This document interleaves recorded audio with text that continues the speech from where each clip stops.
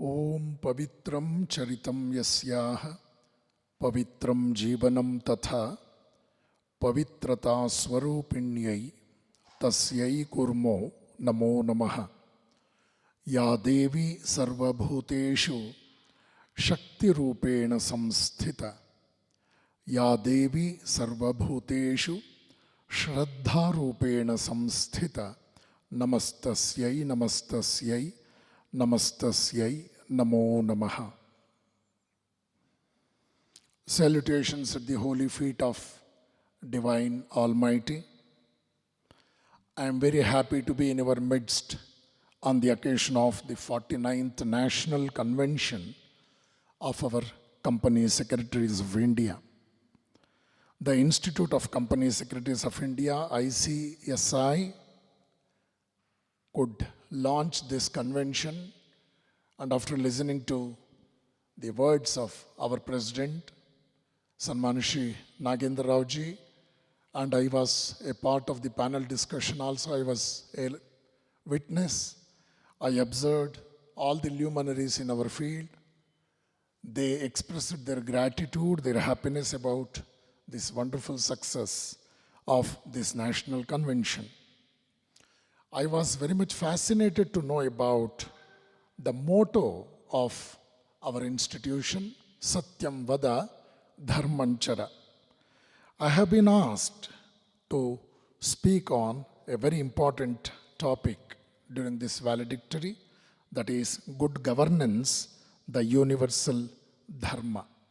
It is as good as the echo of your own motto, Satyam Vada Dharmanchara. And also, it is as good as the echo of what Swami Vivekananda advised the then Maharaja of Mysore, Chamarajendra Wadiyar IV, through his letter by beautifully giving a great message. What is that? My dear Maharaja, life is short, vanities of the world are transient, but they alone live who live for others. Rest are more dead than alive. The President of the National Committee, my very good friend, Shri Nagendra ji, all the dignitaries on the dais, beloved sister Sharada, who is at the helm of affairs, doing the Master of Ceremony responsibility, a good singer too. I enjoyed your singing also, Sharada.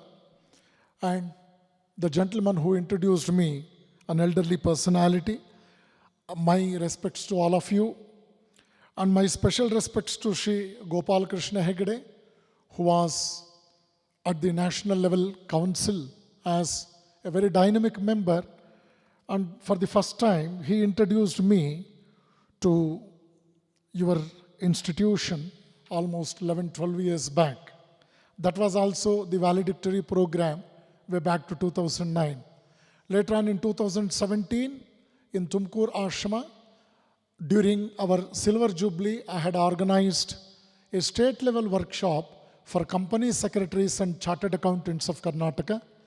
It was my pleasure to see Gopal Krishna Hegde and Shri Nagendra Rao on the dais during that state-level session. I am very thankful to them because I could see more than 100 students of company secretary course were brought from Bangalore to take part in that national, the state convention. I felt very happy to hear that Honorable Governor, His Excellency, inaugurated this national level convention, and it became more and more meaningful by the participation of our Honorable Central Minister, Srimati Smriti Irani, our Honorable Chief Minister, Shri Basuraj Bommai, and our Maharaja of Mysore, Shri Yaduvir. I also came to know that one Rajdeep Manwani, President Medal awardee, was one of the important participants during this event. My dear friends, the topic, as I mentioned about, the governance, the universal dharma. This very clearly speaks about Satya and Dharma. The universal dharma is Satyam Vada. The the good governance is Dharmanchara. So, this is again, I can put it in a right way, that Bahujana Hitaya, Bahujana Sukhaya is the utterance, the advice of the ancient rishis of India. So keeping that in mind, I have to share some of my thoughts with all of you, my good friends. Before getting into the topic directly, I shall quote the words of Brahmalina Swami Buddhanandaji Maharaj of Ramakrishna Mission, who headed our Ramakrishna Mission Delhi. His words are very striking. It goes like this: the progress achieved in many areas has become useless because of our less character.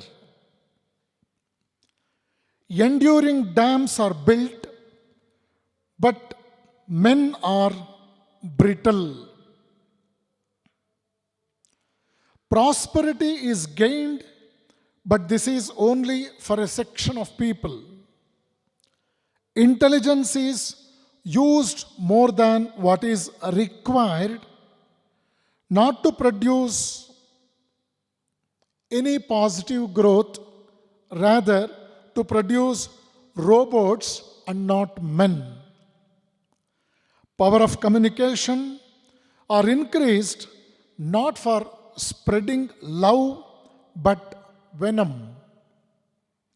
Our energy, skills, devotion, etc. are used not to build the nation but to topple our own brothers.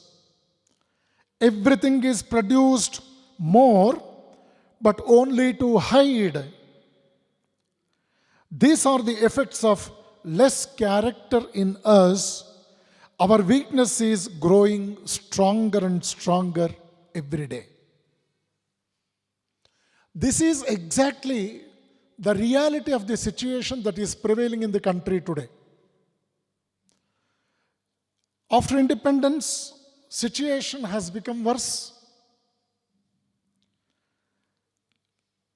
By and large, the populace has mistaken freedom for license. We find a large amount of disturbance in the minds of the people. The gap between the rulers and the people being ruled has become very narrow. Respect for any authority has almost vanished. Authority is questioned on every account without any rationale. Corruption is growing day by day. Morality is decreasing and crime is increasing. See, this is exactly what is the situation that is prevailing in the present scenario. But here, let us have a serious thought about how to transform ourselves rather than aiming for any revolution as such. Because Swami Vivekananda very firmly declared that he believes in evolution and not in revolution. You just take the conditions of countries like USSR, you take many such examples of the Western world also. They had plenty of revolutions, but ultimately those revolutions could not fetch proper solace to the burning issues of such countries. So as Swami Vivekananda rightly said, to come out of such problems, to have a greater positive solace, the solution for such problems, we must go back to the pages of history. We must go back to Upanishads, as Swami Vivekananda rightly pointed out. I told you in the beginning itself, India aims at every individual to become an institution, every human to become a human resource. I will not be fit enough to render my services as a citizen just by getting my name enrolled in a ration card or in a voter's list. Rather, as Albert Einstein rightly said, when I can imagine my life beyond self, that is most important. Then only the real life of mine starts. That is what our rishis said, Bahujana Hitaya, Bahujana Sukhaya. This is what Swami Vivekananda intended to convey to the Maharaja of Mysore way back to in 1894. He wrote a letter from Chicago, and this beautiful line, they alone live who live for others. The rest are more dead than alive. This is an excellent message. It should be the clarion call to all the contemporary generation. My dear friends, we all know now India has got more than 958 universities to produce graduates and postgraduates. In fact, I am very much closely moving with the National New Education Policy. I was invited from the Prime Minister's office to shed light on the topic of Atmanirbhar Bharat and even on the subject New Education Policy. I have an invitation from UGC, the University Grant Commission, from Delhi to deliver a lecture per month for a period of 1 year. Day before yesterday, I delivered the 4th month's lecture based on Atmanirbhar Bharat, the new education policy, and all the 7 criteria recommended by the NAAC committee. That means National Assessment and Accreditation Council. So, keeping these things in mind, I shall explain some of the aspects, how best we can become the true human beings so that individually becoming strong, thereby we will be equipped to manage the societal matters, societal welfare to a better scenario. We can take them to a better scenario, to the better stage, I mean. So, Swami Vivekananda rightly said that education cannot be confined merely to information, but it must yield us knowledge and ultimately wisdom. The role of wisdom is very much there in an educated society.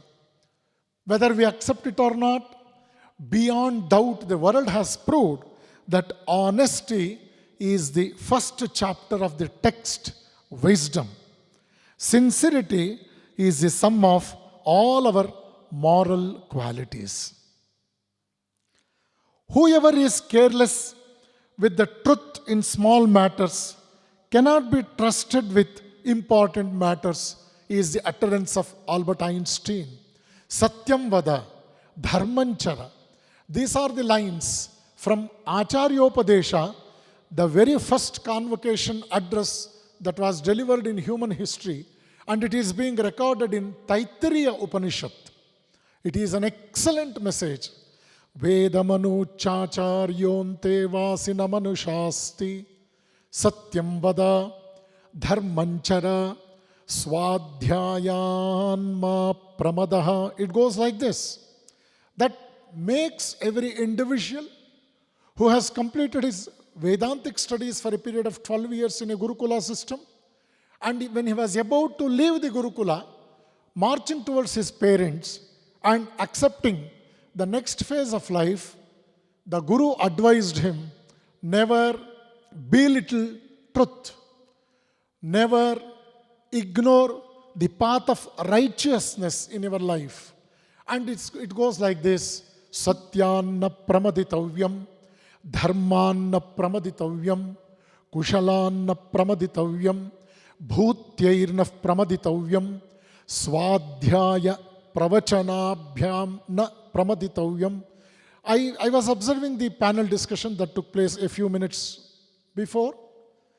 I was spellbound to see the vast knowledge our senior members of ICSI are blessed with. They shared their thoughts that was very much accepted, appreciated by the fellow participants in the panel discussion.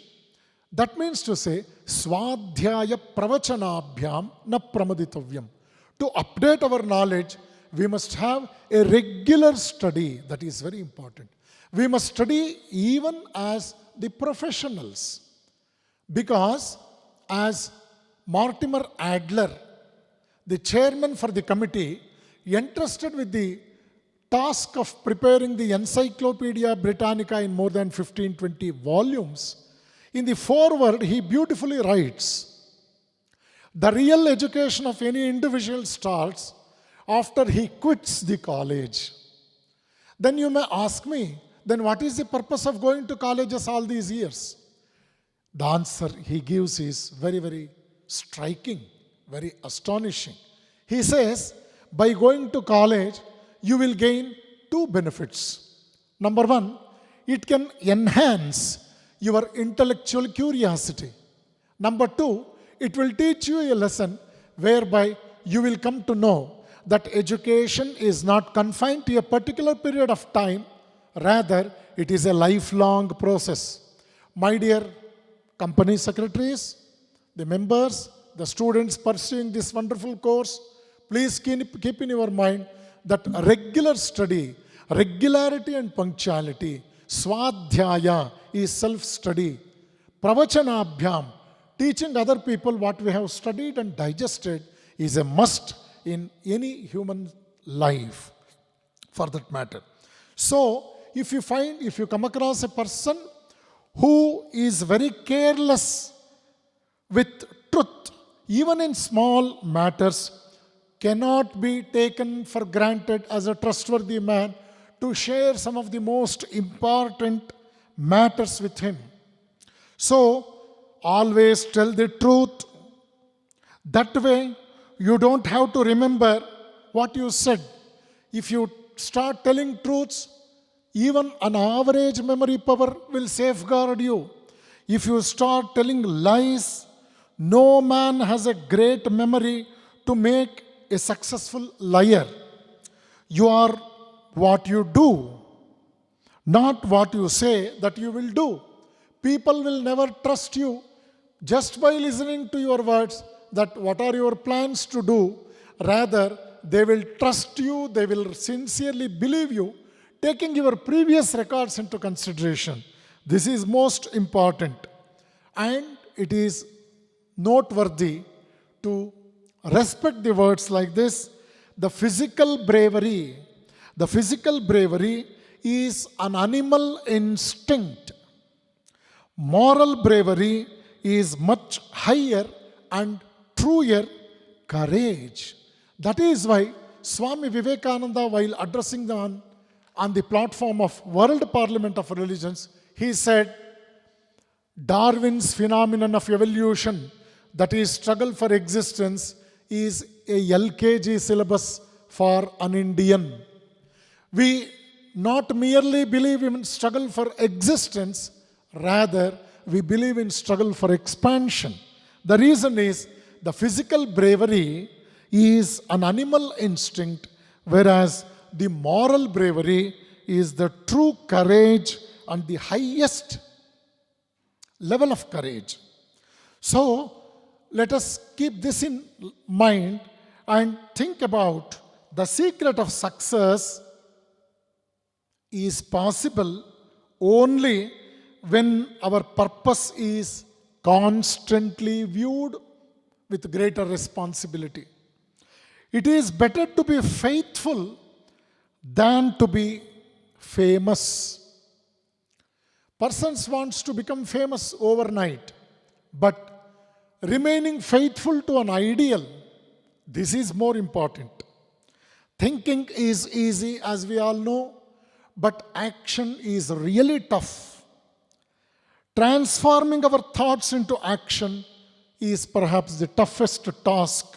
That is why Guru Nanak Ji told very clearly in simple words, truth is a greater value, but remaining truthful is the greatest value we must keep in our mind. The difference between impossible and possible lies in a person's determination. As Sister Sharda rightly said, Agadu yendu, kailagadu yendu, kaikatti kulitare, sagadu kelasavu munde. That's what the reflection of Vivekananda's words. Arise, awake, stop not till the goal is reached. This is what you come across in Upanishads. Uttishtata, Jagrata, Prapyavaran, Nibodhata. So for this, you must have a greater power of faith. That is most important. We must have belief in ourselves first. The old dictum said, if you believe God, you are a devotee. If you don't believe in God, you are an atheist. But the new Vedanta, according to Vivekananda, says, even if you believe every God of every religion, and if you don't believe yourself, even then you are an atheist.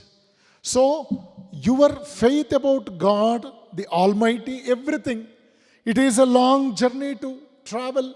But the first and the foremost step is you must believe yourself. That is most important. As Leo Tolstoy rightly said, faith is the force whereby we live.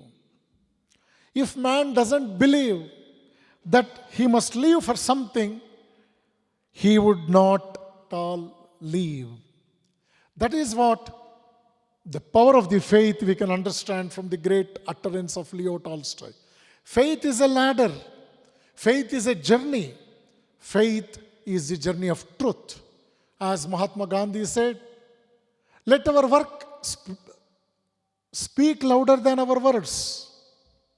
What is faith worth if it is not translated properly into action? This is what Sri Krishna said in Karmanye Vadhikaraste Mafaleshu Kadachana in Bhagavad Gita. An excellent management secret we come across here in this shloka. What is that? Take care of the means, it will take care of the ends. I am explaining all such small things in this lecture only to make you to know that unless and until a man becomes a human resource, he cannot give the good governance and ultimately, and he cannot do justice to the global dharma, the universal dharma, I mean. Today, when you study the present scenario, there is an irreversible cultural transmutation developing in the friction. It is developing the friction in between our traditional values and the emergence of new values of modernity. We have more than 3 lakh students pursuing company secretary course. We have nearly 75,000 registered company secretaries working for the country today, and for our country, and even in overseas they are working for the great cause. This is a burning issue I am presenting before you. What is that? There is a irresistible cultural transmutation creating a friction between our traditional values and the values of modernity. This cultural fermentation is bringing in fresh ideas and perspectives. It is changing our attitude towards life, and it is redefining our social relationships. The cultural flux is resulting in the neglecting of our ancient ethical and spiritual ideas. My dear friends, spirituality characterizes our living culture.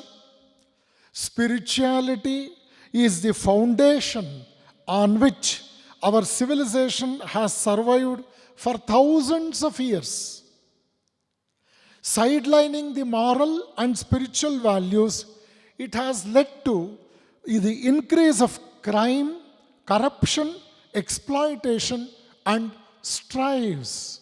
You just imagine what happened when our Honorable Prime Minister Rajarshi Narendra Modi ji was moving to a program recently in Punjab. How inhumanly the people behaved. Who exactly were behind is yet to be recorded, yet to be declared. But you just imagine. On one side we say we are celebrating 75th Independence Day. On another say India is becoming a powerful country, we declare. But you just imagine. The corporation vehicles coming to the doorstep of yours, demanding for the wet waste and dry waste, getting it separately and putting into the dustbin. Don't you feel we are ashamed to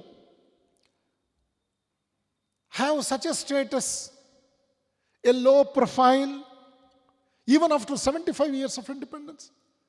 Can you imagine the Prime Minister finding it very difficult in spite of so many SPG armed forces? See, he is such a great man. Prime Minister is such a great man. He did not lose his temper. He was with so much of patience. Sahanam sarva dukkhanam apratikara purvakam.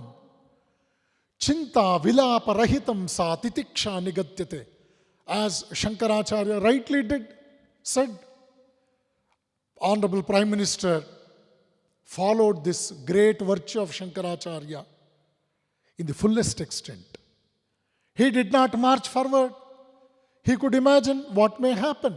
The worst may happen. And immediately he got back to his venue. If he has ordered for the military action, what would have been the situation? What an amount of bloodshed we would have recorded in the history on the day. See, this speaks clearly about how to face the challenges in our day-to-day life.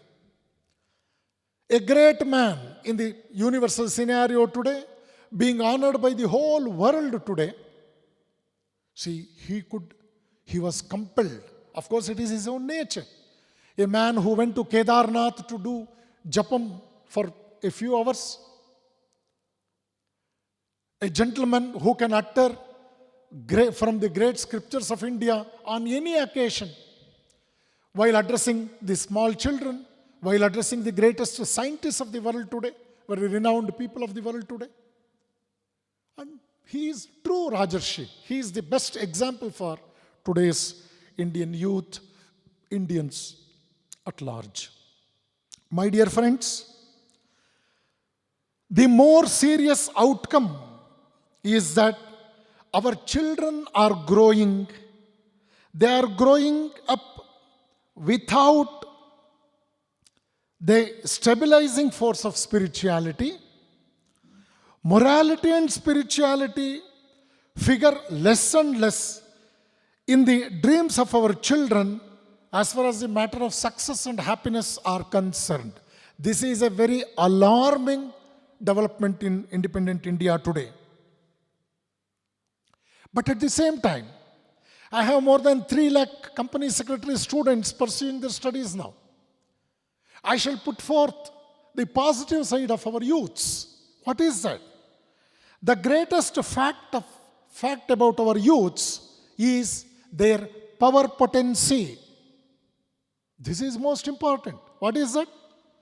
Youth is not the authority, you may say so, but keep in mind, but out of their power potency, an authority may originate from the youth.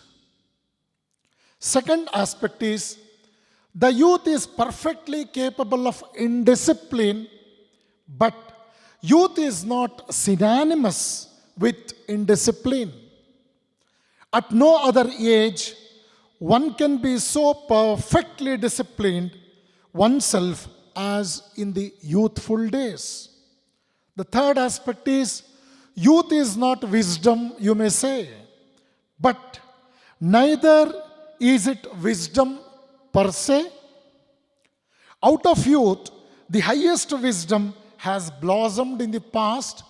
Take the examples of great Shankaracharya and Swami Vivekananda, who became the world movers but who did not cross their 40 years of age.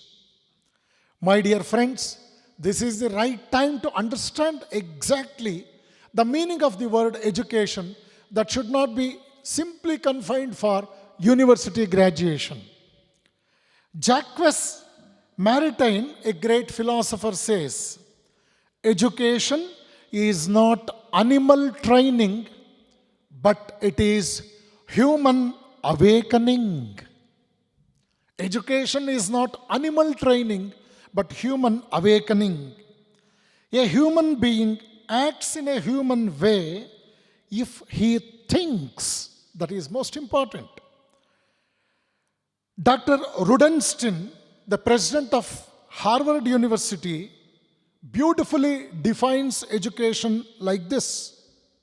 In the end, education is fundamentally a human process. It is fundamentally a human process. It is a matter of values and significant action, not simply information or knowledge. It is how to create a humane and a just society. Chandogya Upanishad declares, Yadeva vidyaya karoti shraddhaya upanishada tadeva viryavattaram bhavati.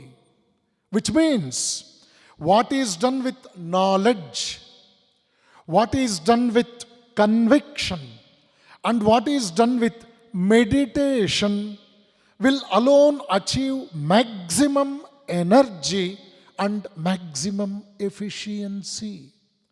There is a beautiful word, meditation, in this declaration.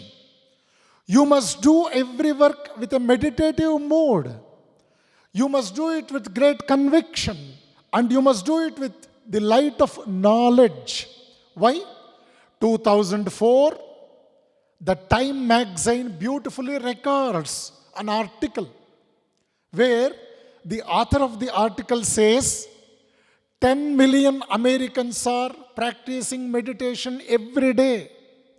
Meditation has become a very, very important aspect, not only for the tycoons, but also to the technocrats of today's society. American airports in particular, they are constructing a meditation hall by the side of the chapels, the prayer chapels in airport. That means to say, we are very much in need of the art of meditating that ultimately leads to enhance our power of wisdom. So, my dear friends, let us go back to the pages of Bhagavad Gita, where Lord Krishna beautifully advises us how to become very successful and how to engage ourselves in a life of moral and ethical values. Krishna's utterances are very, very, very practical. We ignore such things, and way back to 1973, Fortune 500 declaration in India, 500 industries were identified, but within 20 years, more than 60% of the industries turned into sick. How is that? Any agitation, any flag, any unions could not save the very existence. There was a great poet in Kannada by name T.P. Kailasam. He had a conversation with one of his friends. The subject of conversation was the declining of the factory VISL in Bhadravati, Shumagga district, Karnataka. VISL means Vishveshwaraya Iron and Steel Industries. One gentleman asked T.P. Kailasam, Sir, Vishveshwaraya himself was the founder, director of this esteemed public sector. It was running under profit for quite a long time. after his getting down from the post of the director, after his retirement, within a few years, why this industry is moving towards decline? That was the question asked by a friend to T.P. Kailasam, a great poet in Kannada. He said, earlier the factory was Vishveshwaraya Iron and Steel Industries. After his exit, the first and the last words have gone away. Vishveshwaraya and industry. You are left with iron and steel. Iron and steel, you can put it like this. Instead of iron, you put it as I run. 2 words. And steel. And STEAL. This is the pathetic condition of the sick industries of this country today. The 9 jewels of the country, the industries that were declared during Jawaharlal Nehru's time, how many public sectors are surviving today except a few, 1 or 2, which are very much dependent on the orders of our defense. So, my dear friends, let us go back to the pages of Bhagavad Gita. Bhagavad Gita says, my dear citizen, responsibilities and privileges always go hand in hand. Demanding for rights and privileges without discharging our duties and responsibilities is unethical and suicidal. Learn to review ourselves daily in spite of tension and restlessness. We have to work without respite, without selfish motives. We have to work to remove the evils and sufferings of others and to improve the good and happiness of the world. Life will teach us that world is always a mixture of good and bad, happiness and suffering. Finally, Gita says, in our attempt to perfect the world, we will end up in perfecting ourselves, which is the goal of human life. So, my dear friends, here the burning issue of the society today can be resolved in a positive way if we listen to the words of Swami Vivekananda.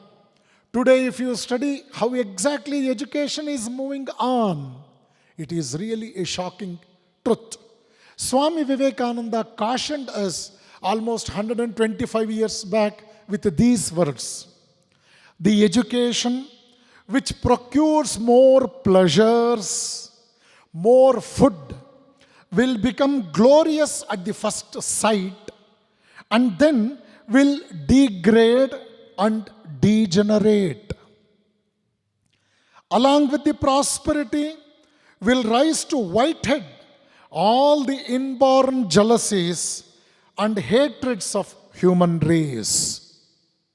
I want to recall the words of John D. Rockefeller, the richest man in America. He was one among the 5 richest people of America during Vivekananda's time, way back to 1890s.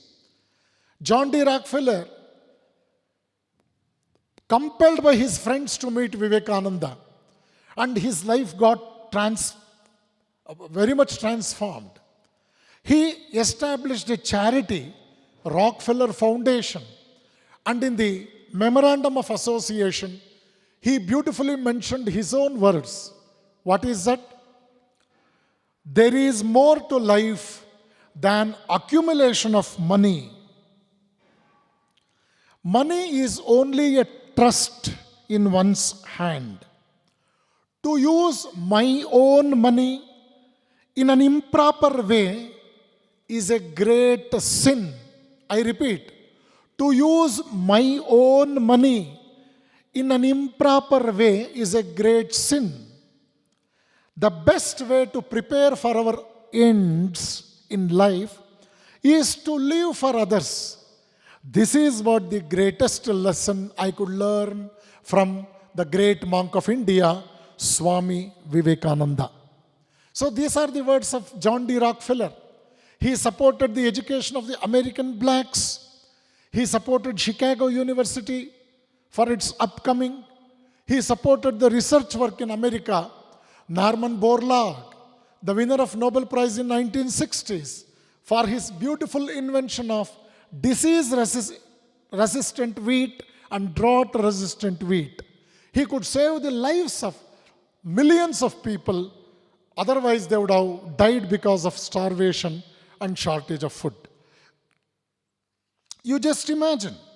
Before I conclude, let us go back to the beautiful ethics propounded by ancient India to make our life not only successful, but also ethically and morally strong. What is that? The three components of discipline is a must. The three components are, number one, lakshya, number two, dhruti, number three, sadhana. As Vivekananda rightly said, goals are important, but means are more important than goals. Ancient rishis they say, lakshya is the goal to be attained. The desire to attain that goal is what sustains all our further efforts. This is lakshya. Lakshya is to have a fixed goal. That goal will keep all our efforts, our enthusiasm, zestfulness alive. The second one is dhruti. It means determination, which means this is fueled by the memory of our lakshya and our eagerness to reach. Finally, it is sadhana, which means practice, the hard work in our hand. All these three are most essential. If you ask me, how is that? You just imagine. If we have only the desire to reach the goal, but not the determination and practice, our desire will remain a dream. If we are determined, but are not aware of our goal and do not make any effort at action, we will grow in frustration. Finally, if we act without determination or an awareness of the goal to be reached, it will be an aimless movement of our limbs, but it will only serve to dissipate our energies. I mean to say, a wastage of our energies. Vivekananda said, men are more valuable than any other wealth of the world. If is enjoyment the goal of life, were it so, it would be a tremendous mistake to become a man at all.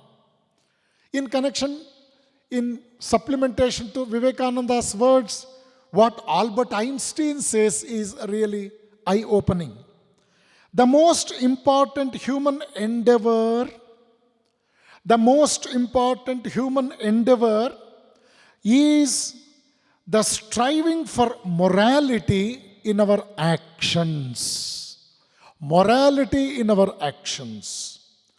Our inner balance and even our very existence depends on morality in our actions.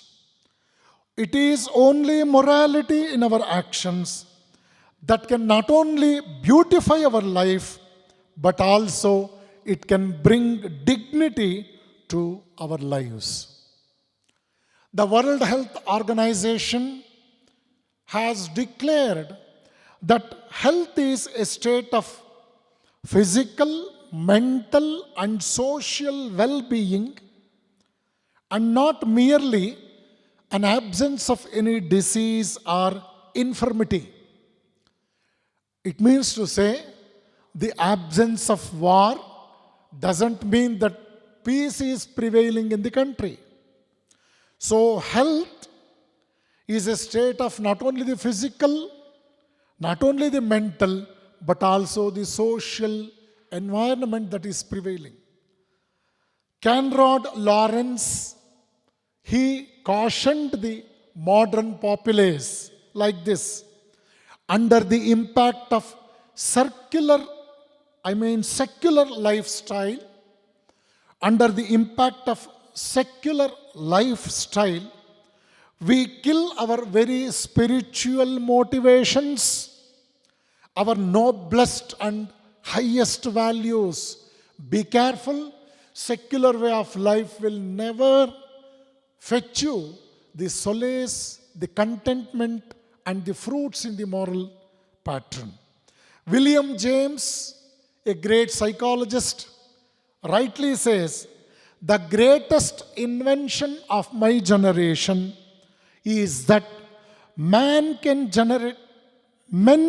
change their lives by changing their attitude towards their life. Your attitude is very important. Attitude makes a great, very, very great change, maybe change for better. Alvin Toffler, who declared man as an economic animal, as we all know, Plato, Aristotle, Sigmund Freud, Alvin Toffler, they declared Homo sapien in different terminologies. Man is a social animal. Man is a political animal. Man is an economic animal. Man is an animal capable of producing machines. Alvin Toffler, who said man is an economic animal, he says, the future illiterate man will not be one who cannot read and write, but one who cannot organize knowledge. See, this is the very clear idea before us. That is why, my dear friends, Swami Vivekananda defined life as a challenge, as a struggle. It is a continuous struggle to get ourselves tuned with the inner truth. Vivekananda says life is defined as it is the existence for the welfare of others. They alone live who live for others.